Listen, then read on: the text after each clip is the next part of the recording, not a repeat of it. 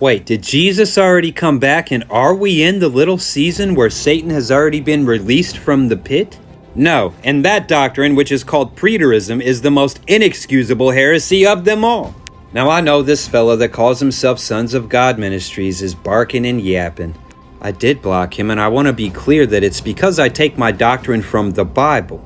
My church... You guys get a chance, go listen to the Call a Day, Dead Hidden, Ryan, about his points about the heresies of preterism. By the way, Ryan, it's pronounced as preterism.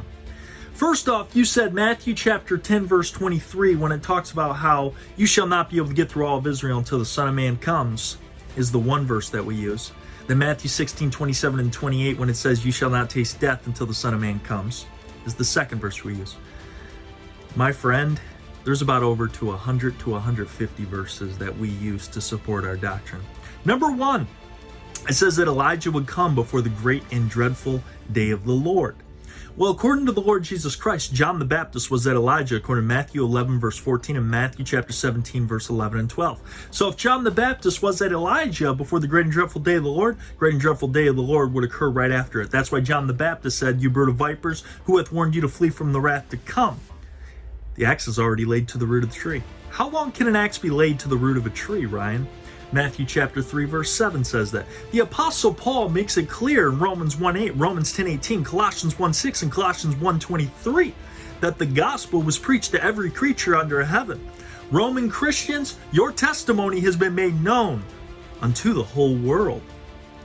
On top of that, Ryan, the Lord Jesus made it clear when the gospel is preached, then the end would come. The end of what? The end of an age. The Lord Jesus Christ makes it clear to the religious Sanhedrin in Matthew chapter 23, verse 34 to 36, that the bloodshed from Abel to Zechariah will be upon you guys. Not to mention Hebrews chapter 1, verse 2 says that God sent his son in the last days.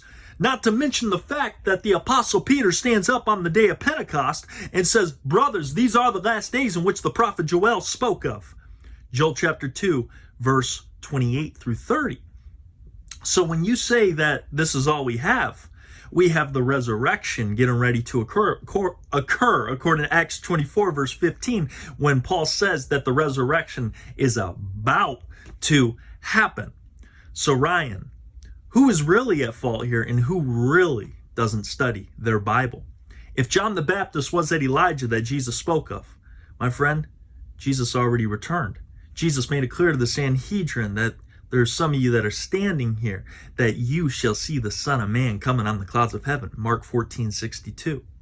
Ryan, at the end of the day, I think you're just too scared to study the matter. And I think you're too scared to look at it. But I tell you this right now in brotherly love. I don't call you a heretic. And I would never call you that. But I just tell you this right now.